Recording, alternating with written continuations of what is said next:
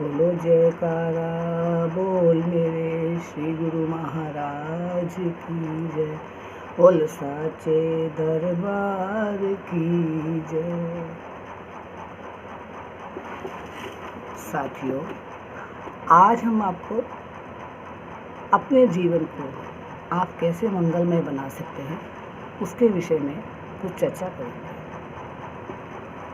हम अपने जीवन में मंगलमय बनाने के लिए सबसे पहले हमें इस बात का ध्यान रखना है कि हम सर्वदा अपने अंदर जो हमारी खुशी है उसको बनाए रखें। मनुष्य की प्रवृत्ति है कि मनुष्य जो है खुशी वातावरण में ही जो है वो अपने आप का अपना स्वास्थ्य ठीक रख सकता है और जो है ठीक प्रकार से कार्य कर सकता है।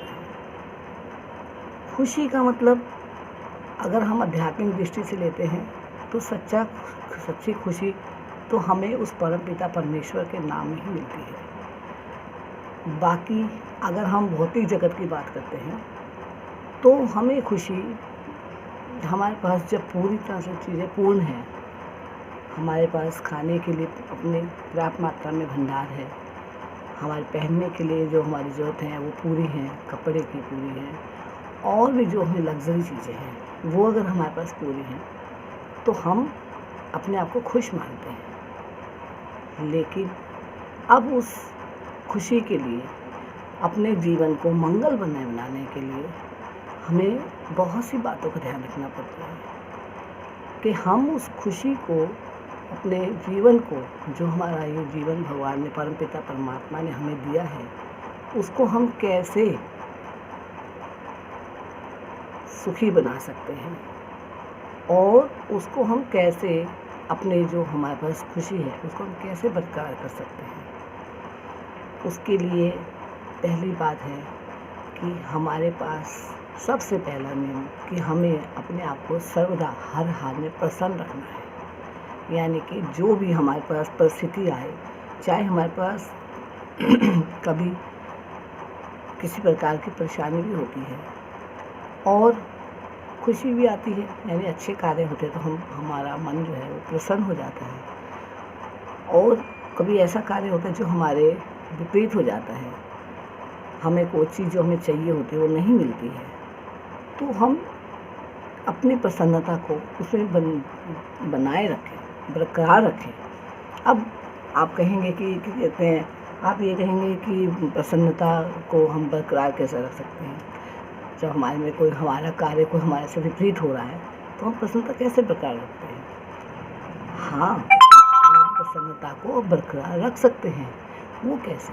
वो इस प्रकार कि जो हमारे अंदर का जो हमारा जो मन है अंदर जो हमारा, वो हम उसको समझा के रखें कि देखो जब हमारे पास सब कुछ है, हम उसमें जब हमारे पास जब सब कुछ था तो हम जब उसमें खुश थे, और आज अगर थोड़ा सा उसमें कम भी हो गया है या कुछ हो गया तो अपने मन को ये बात हमें खुद समझानी होगी कि आपको स्थिर रहना है। यानी कि जो हमारे अंदर की प्रसन्नता है उसको हमने जाने नहीं देना। ये हमने अपने मन को समझा कर ही रखना है कि ऊंच नीच होती रहती है। अच्छा है, बुरा भी आ जाता है, बुरा वक्त भी आता है, और बुरा वक्त आता है तो उसको अच्छा वक्त आता है। यानी जो हमारे अंदर जो हमें प्रसन्नता जो भगवान ने हमें दी है उसे हमें हमारे हाथ में है, उसको हम बरकरार रखें, उसे हम बनाए रखें। दूसरी बात होती है, अब देखिए हम आप एक छोटा सा उदाहरण देते हैं। एक भक्त प्रहलाद छोटे से बच्चे का ही देते हैं। उसके पिता को जब पता चला कि वो नारायण का जाप करते हैं, यानी कि वो तो अत्याचारी थे हिरण्यकश्यप, तो हिरण्यकश्यप जो थे वो तो ये चाहते थे कि मेरा ही जाप करें और मेरी पूजा करें, ठीक। लेकिन उन्हें सब दुनिया को तो मना लिया, लेकिन अपने घर में अपना बेटा ही ऐसा हो गया कि जो कि वो नारायण जी का भक्त था, हर समय वो तो श्रीमन नारायण का जाप करता था। तो उसमें क्या हुआ, उसके पिता ने तरह तरह के उन्हें तरह तरह की यातनाएँ दी।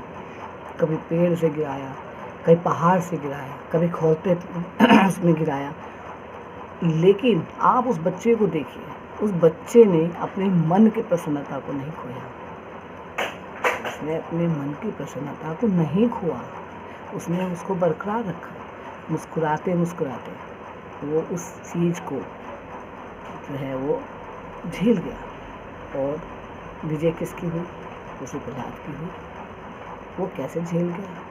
वो तो उस परमपिता परमात्मा के नाम को लेके झेल गया। उसको पूरा विश्वास था कि मेरे भगवान मेरी रक्षा करेंगे, और उसने ये सोचा ही नहीं कि मुझे जो है इससे गिराया जा रहा है, मैं मर जाऊंगा या मैं खो जाऊंगा।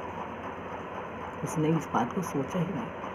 वो तो अपनी धुन में श्रीमान नारायण का साथ, उनका नाम के सहारे उस चीज़ों को सबको झेल गया। और इसका परिणाम क्या हुआ आपको पता ही है, सबको पता है कि आखिरी टाइम में जब उसके पिता ने होलिका, उसकी बुआ ने उसको गोदी में लेके बैठे, उस वक़्त भी वो अपने अंदर से प्रसन्न थे और मन में यही था कि परमपिता जो करेंगे वो ठीक करेंगे।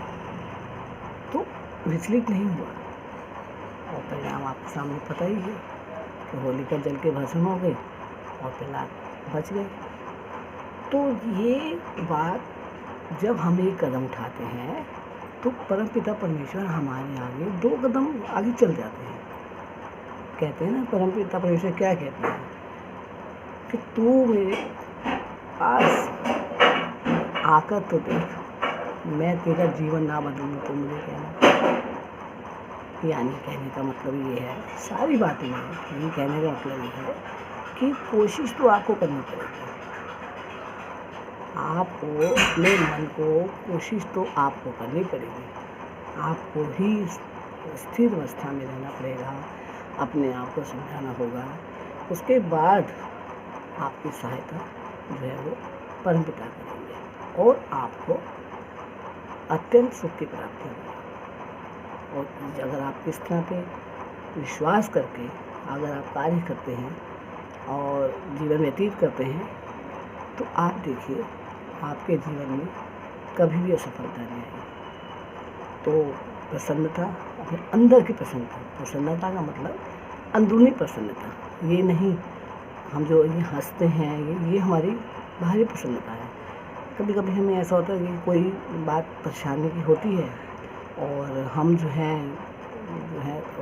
बाहर दिखाने के लिए तो हम खुश होते हैं, लेकिन हम अंदर से प्रसन्न नहीं होते हैं।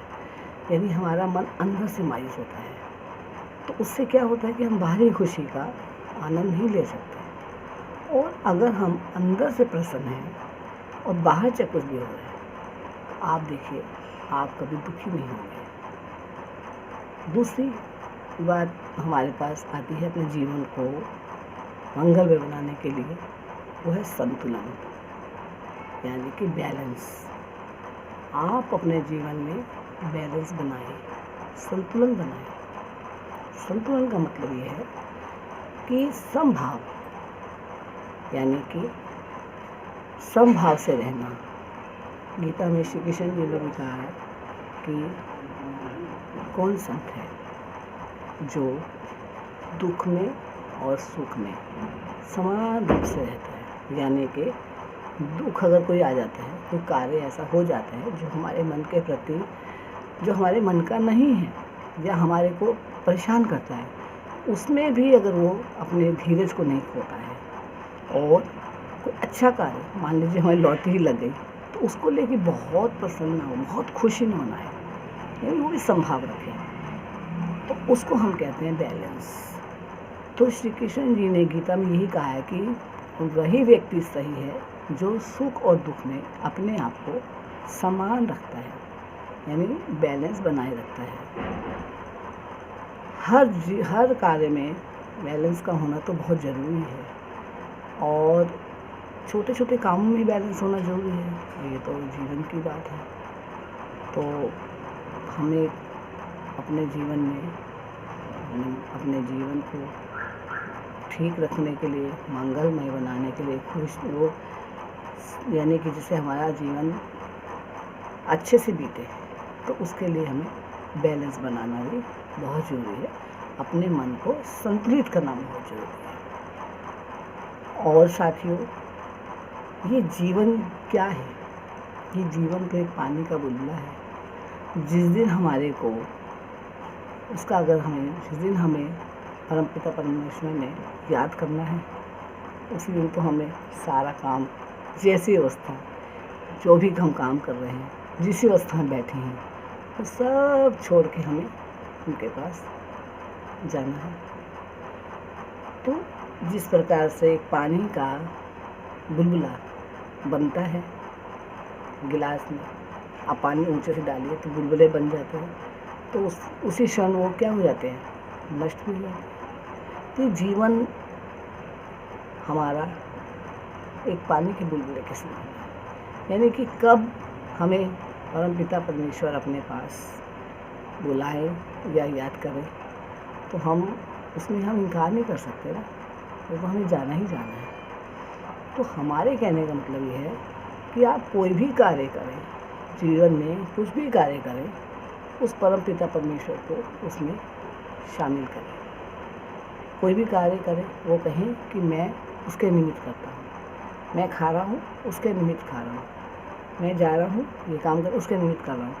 यानी हर काम में आप अपने परमात्मा को आगे रखिए। आप उनको आगे रखेंगे ना, तो आपको ये लगेगा कि आप अकेले नहीं हैं, आपके साथ वो हैं और रहते हैं और रहते आए हैं। ये आप सोच के चलें। अब इसमें एक वृत्तांत है, एक छोटी सी बात है कि एक